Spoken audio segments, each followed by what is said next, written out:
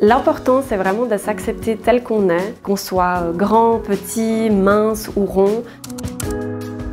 Un mouvement qui a pour but d'accepter tous les types de corps, d'être dans la bienveillance envers soi mais aussi envers les autres, de ne pas juger, d'accepter les différences, d'être dans une approche vraiment de vivre et laisser vivre.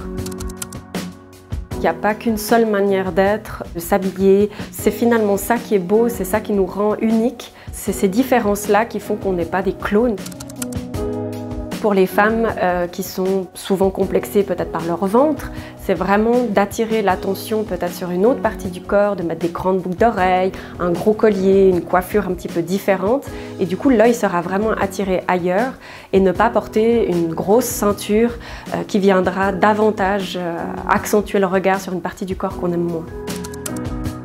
Je vois souvent des personnes qui choisissent des vêtements trop grands, trop amples pour se cacher, pour cacher des rondeurs. Et c'est souvent l'inverse qui se passe. On a tendance à se grossir finalement avec ces vêtements. Je vous encourage vraiment à choisir des vêtements qui sont adaptés à votre taille et à votre morphologie, quitte à que ça soit parfois un peu plus serré, mais ça vous mettra vraiment plus en valeur.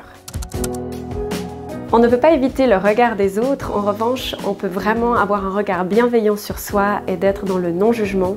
Donc je vous encourage vraiment à accepter vos différences et à vous aimer tel que vous êtes.